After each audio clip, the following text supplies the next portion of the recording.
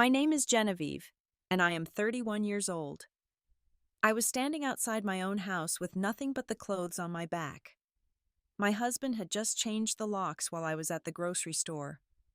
My purse, my phone, my car keys were all still inside. The only thing in my pocket was an old platinum card my father tucked into my hand the night before he disappeared. I was 6 years old then. I kept that card for 25 years as my only connection to him. That evening, I walked 2 miles to the nearest bank. I never expected what would happen when I handed over that card. Some secrets wait decades to be revealed. Before I tell you what the bank manager said, drop a comment telling me where you are watching from today. And if you believe everything happens for a reason, hit that subscribe button and turn on notifications. Because what happened next proved my father never truly left me. This story changed my life forever, and I think it might change how you see your own struggles too. My earliest memory takes me back to Houston, Texas. I was 6 years old, living in a big house with a swimming pool in the backyard. The kind of house that felt like a castle to a little girl who did not know any better. My father's name was James David Monroe. He was warm and playful, always smelling like coffee and old books. He worked long hours, disappearing before sunrise and coming home after dark most days. But no matter how late it got, he always made time for bedtime stories. He would sit on the edge of my bed, his voice soft and steady, reading tales about brave princesses and magical kingdoms. Those moments were my favorite part of every day. My mother's name was Diane. She was beautiful with dark hair and green eyes that could light up a room when she smiled. But she did not smile often. There was a sadness in her that I could not understand at that age. I would hear them arguing behind closed doors, their voices rising and falling like waves crashing against rocks. I never knew what they fought about. I just knew that something was wrong. One night, everything changed. I was lying in bed, almost asleep, when my bedroom door creaked open. My father stepped inside, and even in the darkness, I could see that he was crying. I had never seen him cry before. It scared me more than any monster in any storybook ever could. He walked to my bed and knelt beside me. His hands were shaking as he pressed something cold and hard into my small palm.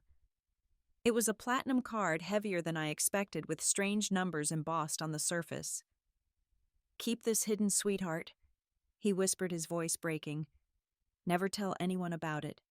Not even your mother. One day you might need it." I did not understand what he meant. I was only 6. "No matter what anyone says," he continued, "I love you more than anything in this world. Remember that always." He kissed my forehead, and I could taste his tears on my skin. Then he stood up and walked out of my room. I heard the front door close. I heard a car engine start. That was the last time I saw my father. The next morning, my mother told me that Daddy had left us. She said he was never coming back. Police officers came to our house and asked questions I could not answer. They searched rooms, made phone calls, wrote things in little notebooks. Eventually, they stopped coming. My father was declared missing, then presumed dead. I hid the card inside my favorite stuffed rabbit, a worn brown bunny with one eye missing. I kept my promise to my father.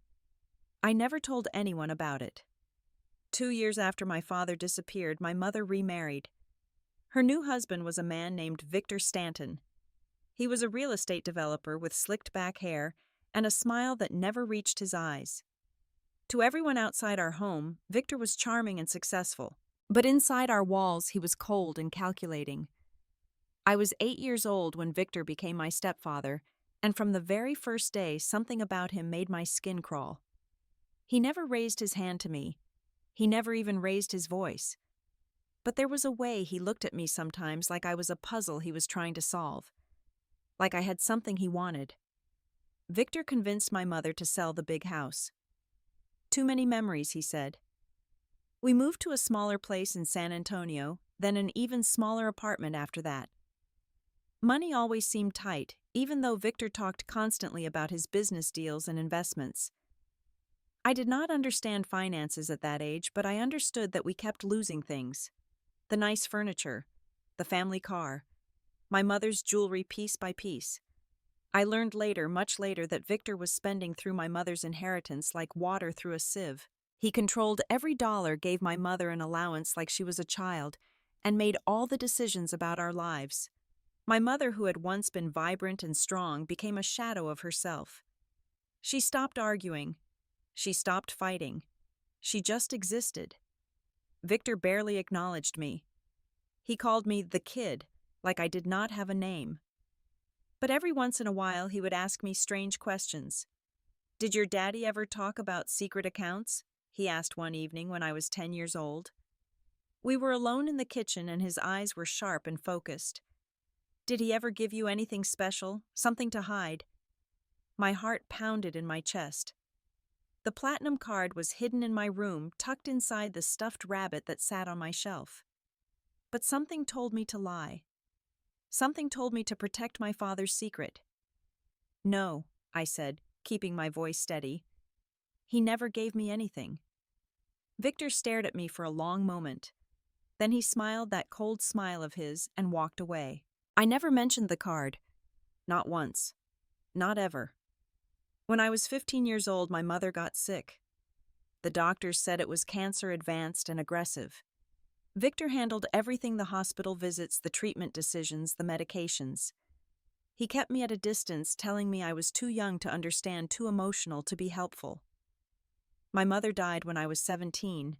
She slipped away in a hospital bed while I sat in the waiting room, not even allowed to hold her hand.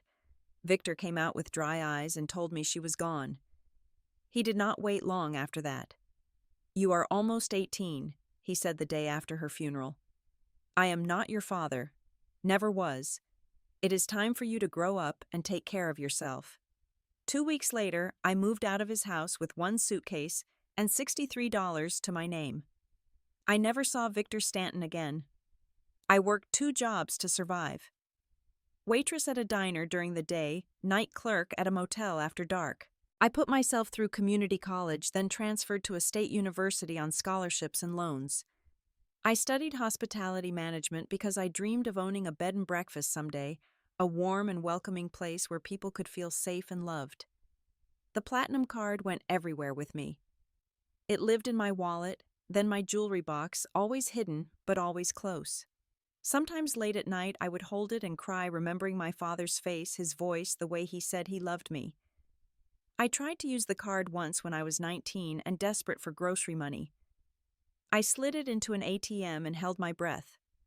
The machine rejected it immediately. "No readable strip," the screen said. I assumed it was worthless then, just a memento, a keepsake from a man who abandoned his family and disappeared into the night. But I could not bring myself to throw it away. It was my only proof that my father existed, my only proof that he loved me once. I met Nathan Cross when I was 24 years old. I was working as an assistant manager at a boutique hotel in Austin, finally starting to build something that felt like a real career. I had a tiny apartment, a reliable car, and enough money in my savings account to feel secure for the first time in my life. Things were looking up. Nathan came to the hotel for a business conference. He was 32 years old, tall and handsome with dark hair and confident eyes. He owned a construction company that was growing fast, and he carried himself like a man who knew exactly where he was going in life. He noticed me at the front desk on his first day and found excuses to come back every few hours. By his second day, he asked me to dinner. By his third day, he sent flowers to my apartment. I had never been pursued like that before. Nathan was charming and attentive, always saying the right things, always making me feel like the most important person in the room. He took me to nice restaurants, surprised me with weekend trips to hill country, bought me gifts I never asked for. "I have never met anyone like you, Genevieve," he told me one evening, holding my hand across a candlelit table. "You are real. You are genuine. You have no idea how rare that is." I fell for him completely. He proposed after 8 months. A beautiful ring, a beautiful speech, a beautiful moment that felt like something out of a fairy tale. I said yes, without hesitation. We had a small wedding, just close friends and Nathan's family. There was no one on my side to invite. Victor was a distant memory, and I had no other relatives that I knew of. Nathan's family seemed welcoming enough. His mother Margaret hugged me warmly and said she was thrilled to finally have a daughter. His father Richard was quiet but polite. His sister Carolyn was a bit cold, but I assumed she was just reserved around new people. I was so happy, so hopeful, so sure that I had finally found my place in the world. We moved into Nathan's house in Cedar Park, a suburb north of Austin. It was a large house with 4 bedrooms, a pool in the backyard, and everything a person could want. I felt like I was living someone else's dream. Nathan wanted me to quit my job. "I want to take care of you," he said, wrapping his arms around me in our new kitchen. "You have worked so hard your whole life. Let me give you the life you deserve." It sounded so romantic, so loving. I agreed, thinking it was a gift. It was not a gift. It was a trap. The first year of marriage was wonderful on the surface. I decorated our home, hosted dinner parties for Nathan's business associates, learned to play the part of the perfect wife.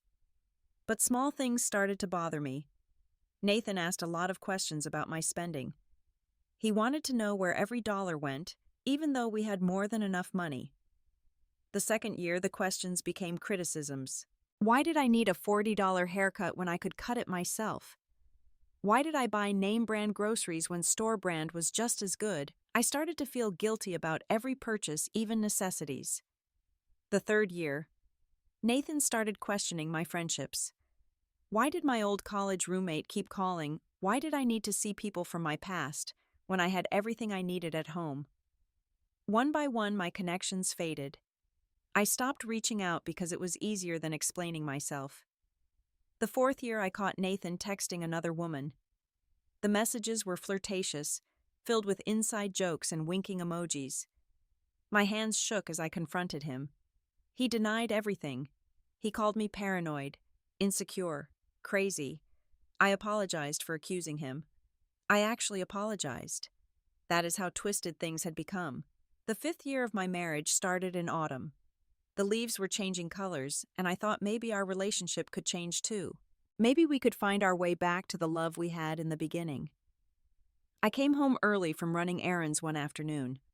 I walked into our house, set my keys on the counter, and noticed Nathan's laptop sitting open in the kitchen. Something made me look at the screen. I wish I had not. The emails were explicit, detailed, extensive. Nathan had been having an affair with a woman named Priscilla for over 2 years. She worked at his company as a junior architect. The messages described secret meetings, hotel rooms, plans for the future. One email made my blood run cold. "I just need to finally get rid of her," Nathan had written. "She has nothing anyway. It will not be hard." He was talking about me, his wife, the woman he promised to love and cherish until death do us part. I confronted him that evening. My hands were shaking so badly I could barely hold the printed emails. Nathan did not apologize. He did not even try to explain. "You were supposed to be at yoga until 8, he said flatly. "Why are you home early?" "That is your response." I could barely breathe. "I find out you have been cheating for 2 years and you ask why I am home early." Nathan shrugged. "This is your fault, Genevieve. You stopped being interesting. You stopped being the woman I married." "I gave up everything for you," I whispered. "My career, my friends, my independence. I gave you everything." He laughed, actually laughed. "You had nothing to give up. I took pity on you. Poor orphan girl with no family, no connections, no future. I gave you a life. I gave you this house, these clothes, this existence. And this is the thanks I get." I stood there unable to move, unable to speak. "My lawyer already drew up the papers," Nathan continued. "You get nothing. The house is in my name. The cars are company property. Every account, every asset, everything is mine." He grabbed his jacket from the back of a chair. "I am going to Priscilla's tonight. Be gone when I get back." The door slammed behind him. I heard his car start. I heard him drive away. And just like that, my marriage was over. I had 20 minutes to pack my life into a single duffel bag.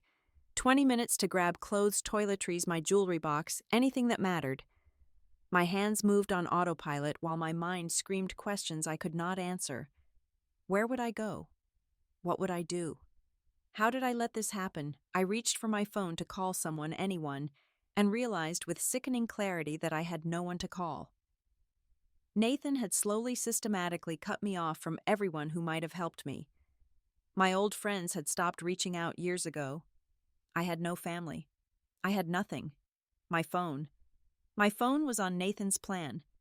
He had probably already canceled my service. I checked. The screen showed no signal, no data, no connection to the outside world. The car keys were in Nathan's office. Both vehicles were registered to his company. I could not take them without risking theft charges. I had $53 in my wallet left over from grocery shopping earlier that week. Nathan controlled all our accounts. I had no credit cards in my own name, no savings. I could access nothing. I walked out of that house with one duffel bag and the clothes on my back.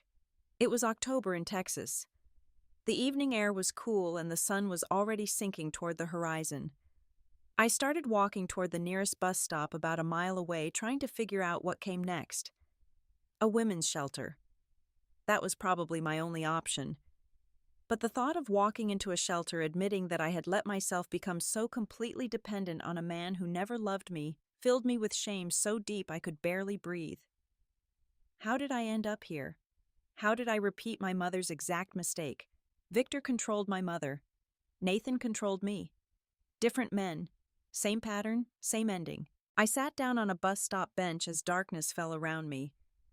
The streetlight above me flickered and buzzed. Cars passed by without stopping. The world kept moving while mine had completely stopped. I opened my jewelry box on my lap.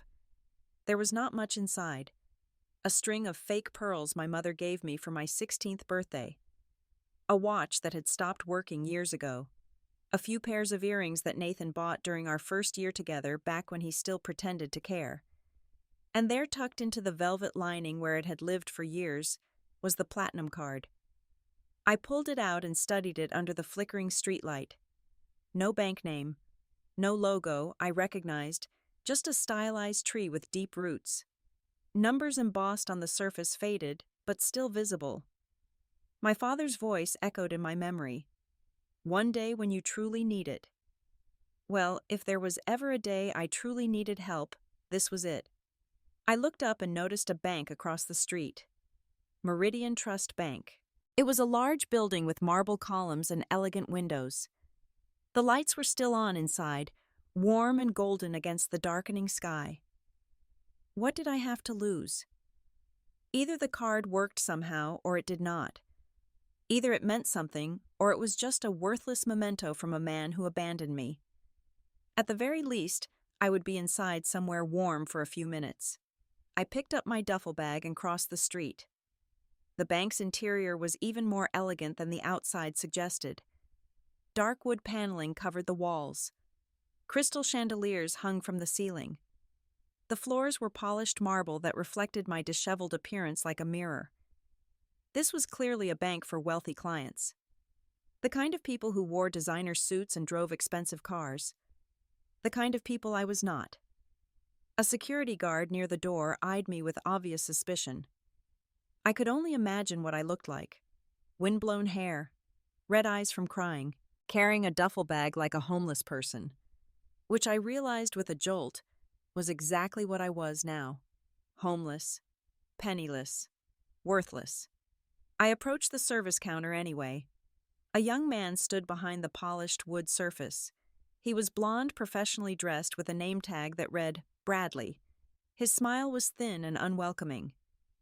"How may I help you this evening?" he asked in a tone that suggested he did not actually want to help me at all. I fumbled in my wallet and pulled out the platinum card. "I would like to check if this card is still active," I said, hating how small my voice sounded. Bradley took the card with 2 fingers like he was afraid of contamination. He sighed and turned to his computer, clearly expecting this to be a waste of his time. He typed in the numbers. His fingers moved quickly, efficiently, bored. Then they stopped. His face changed. Confusion first, then something else. Alarm. He typed again, faster this time. Checked the screen. Typed some more. "One moment, please," he said, his voice suddenly different. "Please wait right here, ma'am. Do not go anywhere." He rushed toward the back offices before I could respond.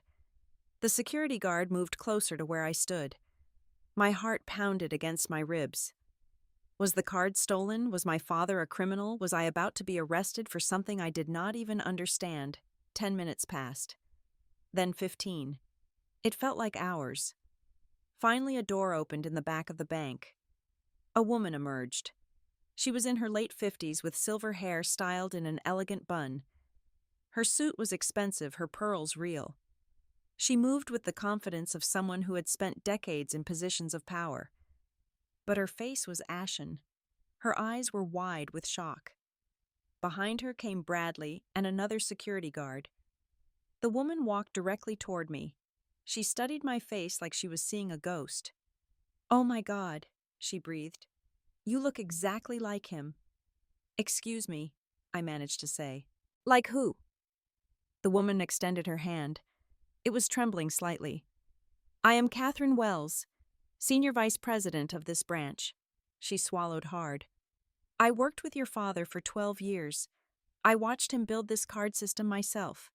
My legs nearly gave out beneath me. "My father? You knew James Monroe." Catherine's eyes filled with tears. "James Monroe was more than my colleague," she said softly. "He founded this bank's entire private wealth division." She paused. "And he left very specific instructions about this card."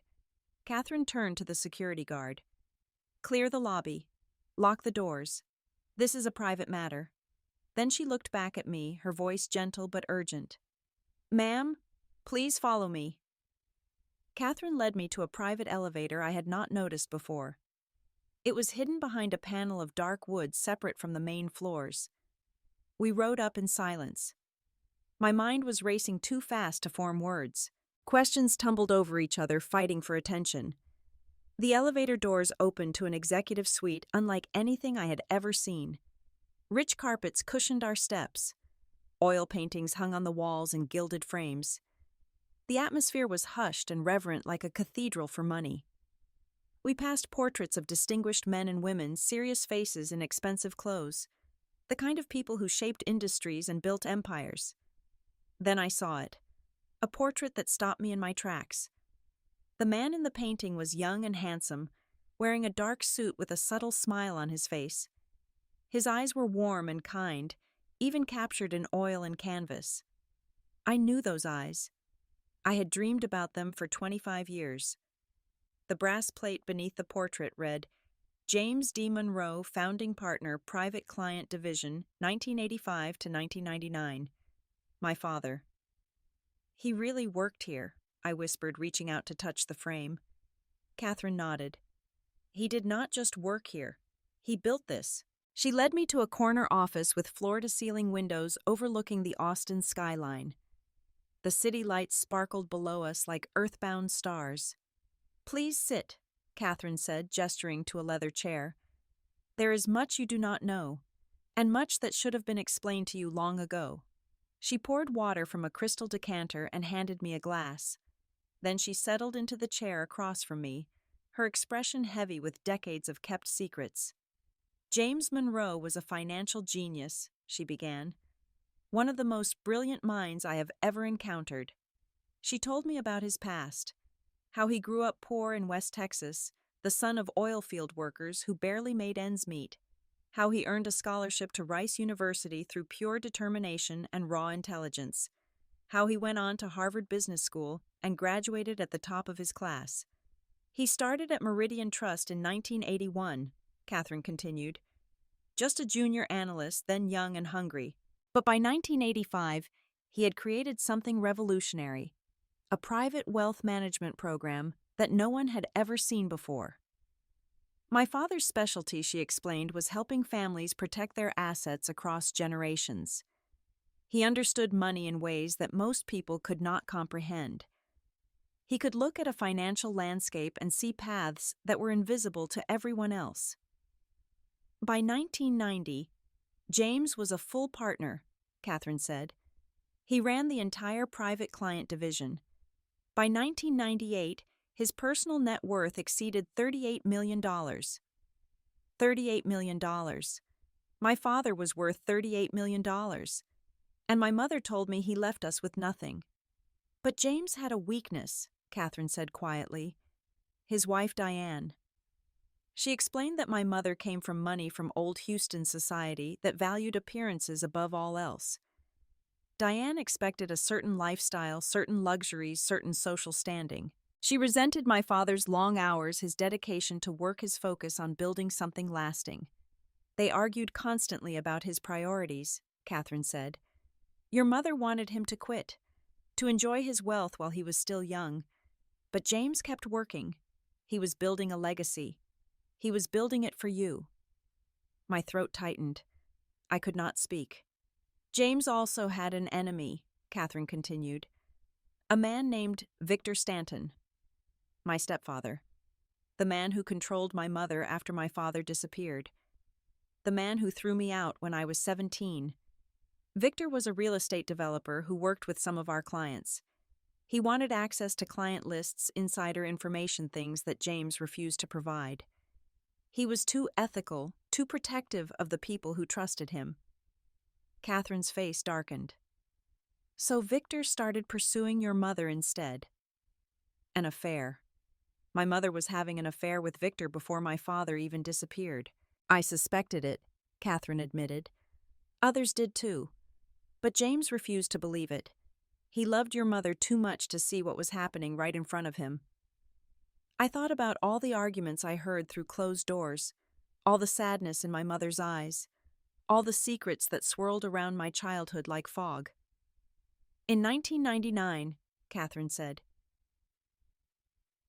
James discovered something terrible. She paused, gathering herself. He found evidence that Victor and your mother were planning to have him committed to a psychiatric institution. They were going to claim he was mentally unstable, paranoid, a danger to himself and others. With James institutionalized, Diane would have control of his assets. Victor would have access to everything. My blood ran cold. James realized his life was in danger. Not physical danger necessarily, but danger nonetheless. They were going to erase him, lock him away, and take everything he had built. Catherine stood and walked to the window, staring out at the city lights. He spent 3 weeks secretly restructuring his entire estate. He created the Platinum card system, something completely untraceable and unhackable. The card is linked to offshore trusts, all legitimate, but completely hidden from domestic courts and grasping family members.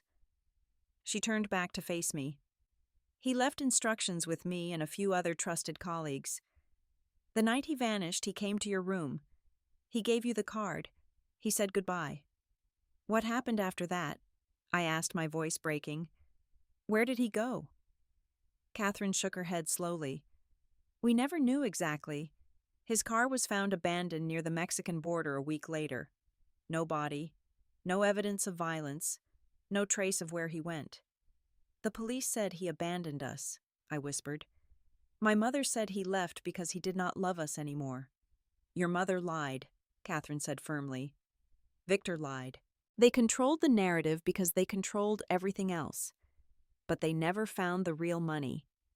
Because James hid it where only you could find it. She sat back down and pulled a keyboard toward her. Her fingers moved across the keys, and a screen on the wall flickered to life. When your father created this card, he deposited $21 million into a protected trust. $21 million. His instructions were clear. Let the money grow until Genevieve activates the card in person. No one else could access it. No one else could touch it. Only you. She turned the screen toward me. Numbers glowed in soft blue light. Numbers so large I had to count the digits twice to believe them. Current balance, $63,400,000. 63 million. I could barely form the words. Catherine nodded. 25 years of compound growth and strategic investments. It is all yours. Every penny. She was not finished. Your father also left real estate holdings. A ranch in hill country, 200 acres of beautiful land, a cabin in Colorado that he bought for family vacations you never got to take. My mind could not process what I was hearing. And 18% ownership stake in this bank's private client division. You are technically one of our most significant shareholders. This morning I had $53 in a duffel bag. This evening I was worth $63 million. Catherine reached into her desk and withdrew a sealed envelope yellowed with age. Your father also left this. A letter for you. I have kept it in my personal safe for 25 years, waiting for you to walk through those doors. I took the envelope with trembling hands. My name was written on the front in faded ink. For Genevieve, my brave girl. I recognized the handwriting. I remembered birthday cards from my childhood notes left in my lunchbox stories written just for me. My father's handwriting. Catherine offered to leave to give me privacy. I nodded. I needed to be alone for this. The door closed softly behind her. I opened the envelope carefully, terrified of damaging the pages inside. The paper was thin and fragile, but the words were clear. My dearest Genevieve, if you are reading this, then you found the courage to use the card. I always believed you would.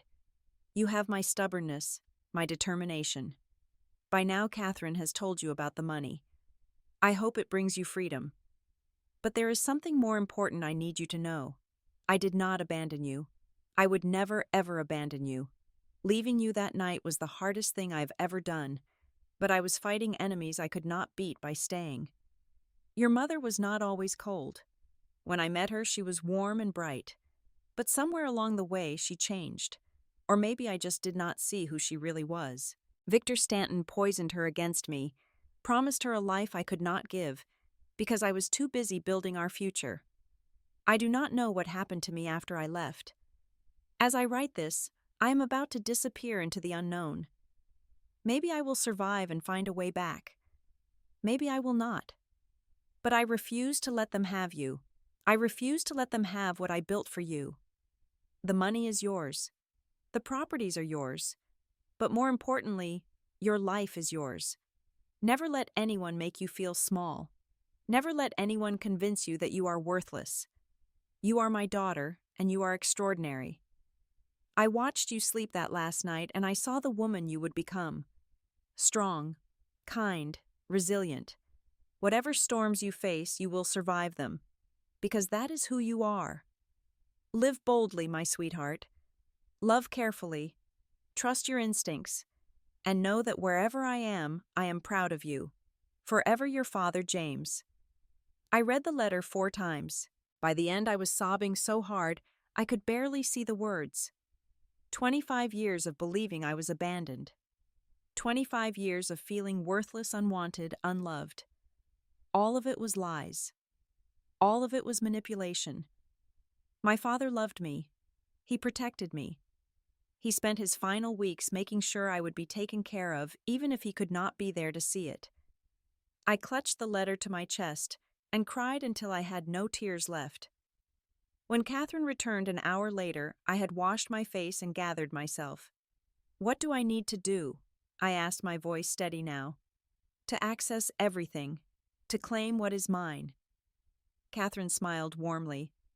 Your father would be proud to hear you say that. Then let us get started. The next 48 hours were a blur of paperwork and legal documents.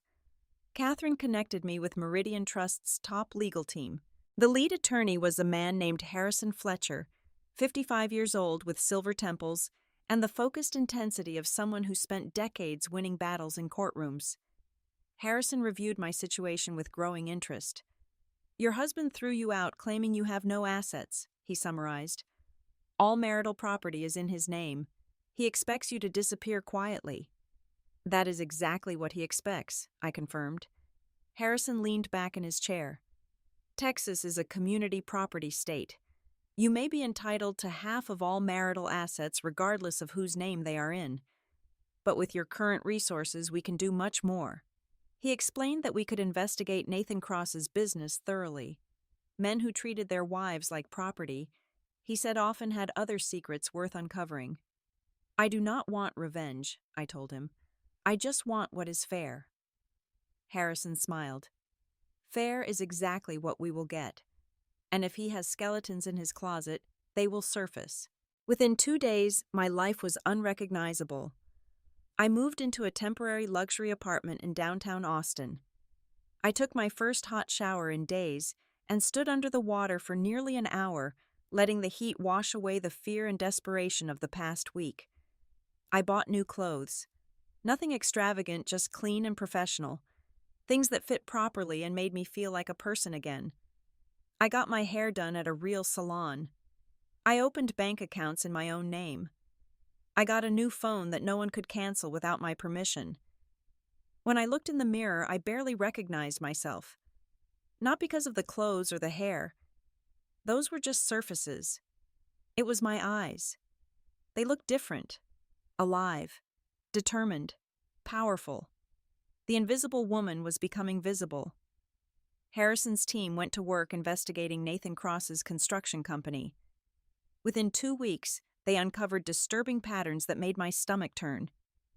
The company was in serious financial trouble. Nathan had hidden the problems from public view from investors, from everyone. He borrowed heavily against future contracts that did not actually exist. He used creative accounting to appear solvent when he was anything but. The affair with Priscilla was not his first transgression either. There was a pattern of relationships with subordinate employees going back years. One woman had left the company after receiving a settlement for harassment. Nathan's family helped cover it up. His mother Margaret knew about it and helped silence the victim. Nathan was not just a bad husband. He was a bad businessman, and possibly a criminal. Harrison presented his findings in my new apartment, spreading documents across the dining table. "We have significant leverage," he said. "How do you want to proceed?" I thought about all the times Nathan called me worthless, all the times he made me feel small and stupid and dependent, all the lies he told me and the life he stole from me. "I want everything I am legally entitled to," I said firmly. "Not a penny more, not a penny less. He does not get to cheat me, but I will not become him." Harrison nodded with what looked like respect.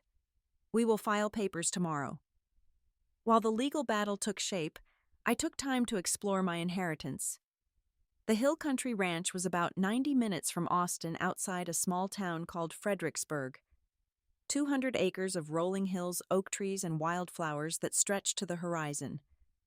The farmhouse was old, but sturdy white clapboard with a wraparound porch and a red tin roof. It needed work, new paint, and modern plumbing and updated electrical, but the bones were solid. The kind of place that could become a home. An elderly couple met me when I arrived. Earl and Miriam had worked as caretakers for my father and stayed on after he disappeared, maintaining the property year after year. Earl was weathered and strong, with calloused hands and kind eyes. When he saw me step out of the car, his eyes filled with tears. "Miss Genevieve," he said softly, "you look just like your daddy." "He would sit on this porch and talk about you for hours," Miriam added.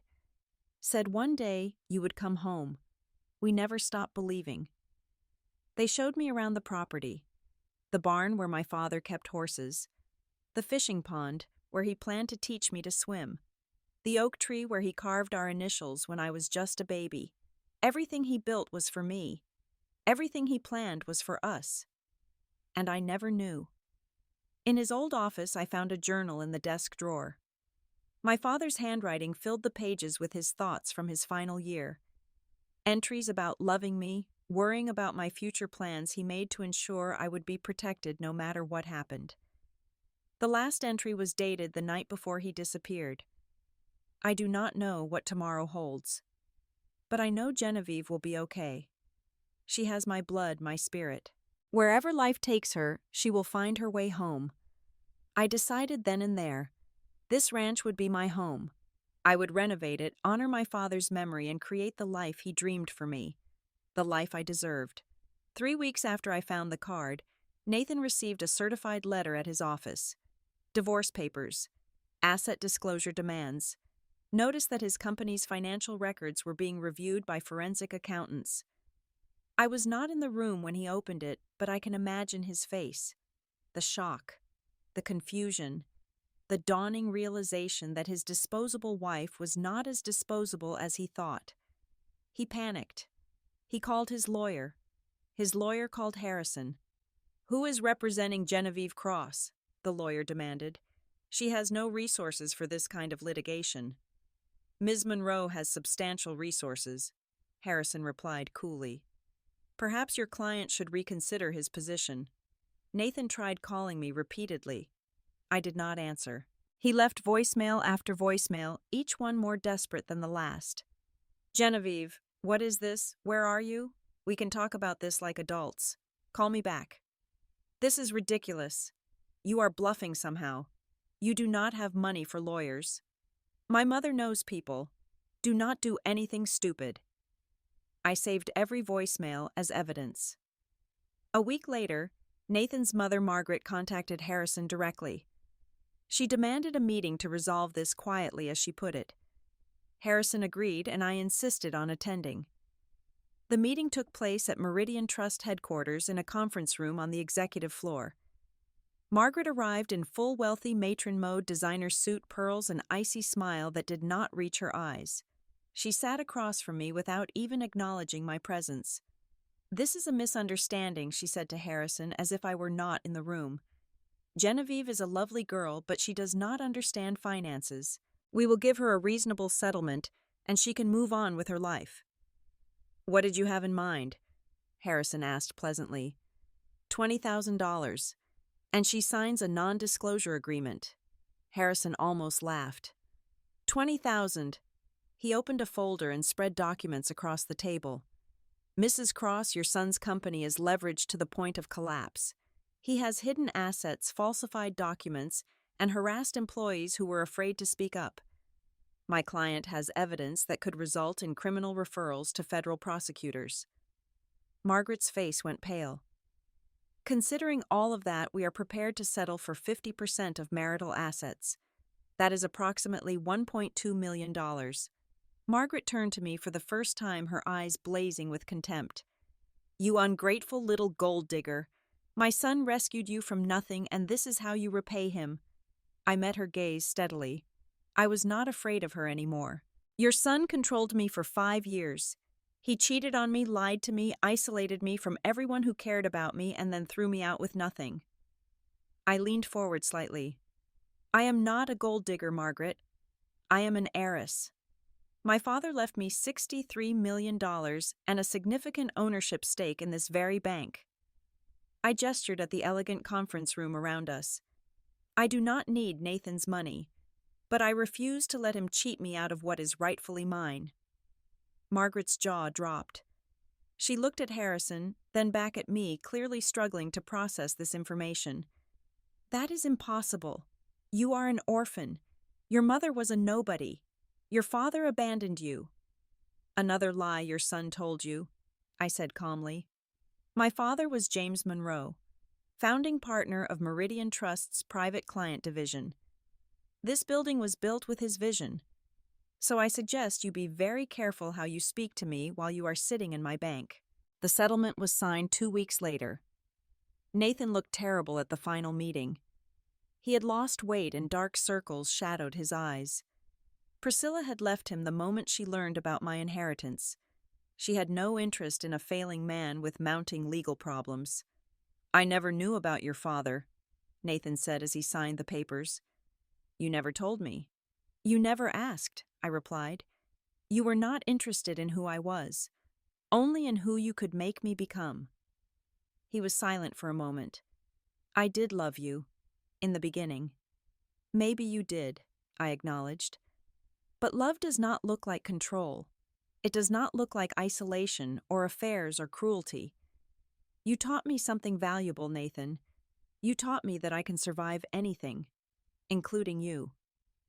I gathered my papers and stood to leave. "Genevieve," he called after me. "I am sorry." I paused at the door. "I believe you, but sorry does not undo 5 years of damage. I hope you figure out how to be a better person, Nathan, for your own sake, not mine." I walked out of that conference room and never looked back. Outside, the Texas sun was bright and warm on my face. I stood on the sidewalk and took a deep breath of clean air. It was finally over. A year has passed since I walked into Meridian Trust Bank with $53 and a platinum card. So much has changed. So much has healed. I am sitting on the porch of my father's ranch, watching the sun sink below the hill country horizon. The sky is painted in shades of orange and pink, and gold colors so beautiful they almost hurt to look at. The farmhouse is fully renovated now. Fresh white paint on the clapboards, new copper fixtures in the bathrooms, a modern kitchen that still feels warm and welcoming. I kept the original character of the place, the wide plank floors and exposed beams, but made it my own. Earl and Miriam still live in the cottage at the edge of the property. They have become like grandparents to me, filling in stories about my father that I never got to hear. They knew him better than I ever did, and through their memories I am finally getting to know the man he was. I established the Monroe Foundation 6 months ago. Our mission is to support children in abusive or controlling family situations, helping them find safety and build new lives. In our first year, we helped over 200 families escape situations that were slowly destroying them. I also created the James Monroe Second Chance Scholarship funding education for survivors of domestic abuse and financial control. Every recipient I interview reminds me of myself at different stages of my journey. Lost, scared, convinced that they were worthless. I tell them what I wish someone had told me. You are not defined by the people who hurt you. You are defined by who you choose to become. I took my seat on the Meridian Trust Board of Directors, the youngest board member in company history. Some of the older members were skeptical at first, but I proved myself through preparation and insight. It turns out, I have my father's instincts for finance. Numbers make sense to me in ways I never realized before. Catherine Wells became my mentor and my friend. She tells me stories about my father, about the kind of man he was, the dreams he had for me. Through her eyes, I see the father I lost and the legacy I inherited. I hired a private investigator to search for answers about what happened to my father after he disappeared. Douglas Park is a former FBI agent who specializes in cold cases. He found evidence that my father crossed into Mexico as planned. He stayed in a small town near Monterrey for several months, helping the local community, making friends, living quietly. Then the trail went cold. Douglas says there is no death certificate anywhere. No body was ever found. Statistically, my father could still be alive somewhere. I do not know if that thought brings me hope or grief. Maybe both. I choose to believe he is at peace wherever he is. And I choose to live in a way that would make him proud. Romance found me when I least expected it. At a foundation fundraiser 9 months ago, I met a man named Samuel Torres. He is a veterinarian who runs a mobile clinic for ranch animals in the hill country. He was at the event supporting a friend not wealthy, not connected. Just a good man doing good work. He did not know who I was. He just found me interesting. We talked for hours that night about books and animals and dreams and failures. He shared his own story with me, a previous marriage that ended badly, years of therapy to understand his own mistakes. I was selfish in my first marriage, he admitted. Took years to understand how much pain I caused. Now I try to be the person I wish I had been. His honesty was refreshing after years of Nathan's manipulation. We took things slowly. Coffee dates, long walks on the ranch, conversations that lasted until midnight. He never asked about my money. He never seemed interested in my inheritance. When I finally told him about my fortune, he shrugged. That is your business, not mine. I care about who you are, Genevieve, not what you have. He was the first man who truly meant those words. Samuel moved into the ranch house 3 months ago. He loves the land, the animals, the quiet life we are building together. He is the opposite of everything Nathan represented, and that is exactly what I needed.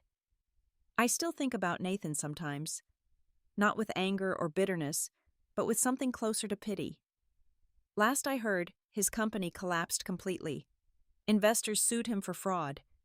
His reputation in the Austin business community is destroyed. I ran into him once at a restaurant downtown. He was with another young woman, probably telling her the same lies he told me. Our eyes met across the room, and I saw something break in his expression. I did not feel satisfaction. I did not feel vindication. I just felt free. I think about my mother too. I will never know if she was Victor's victim or his accomplice. Maybe she was both a woman who made terrible choices because she was too weak to make good ones. I visited her grave last spring. I told her that I forgave her even though I do not fully mean it yet. Forgiveness is a process, not an event. I am working on it. But the person I think about most is my father. I keep his letter framed beside my bed.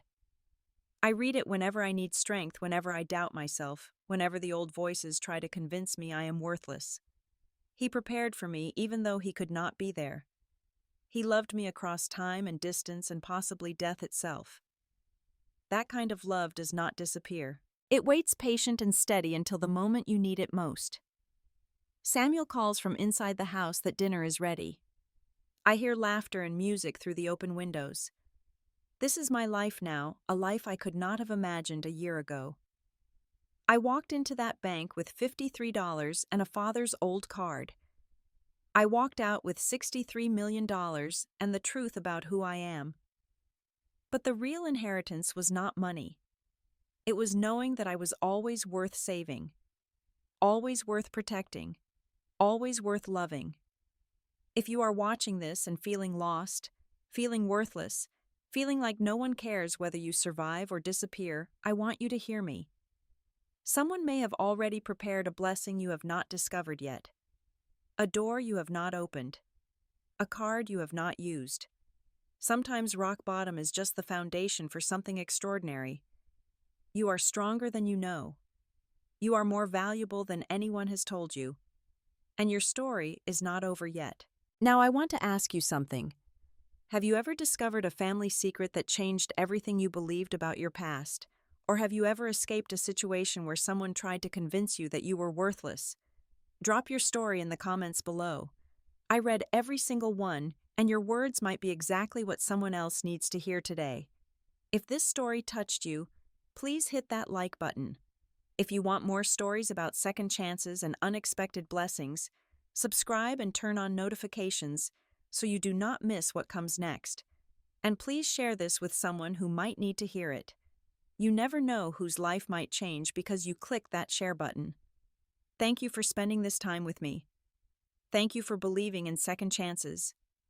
May you find your own platinum card, whatever form it takes. May you discover the inheritance that has been waiting for you all along. And may you always remember that you are worth saving. Take care of yourselves. I will see you in the next one.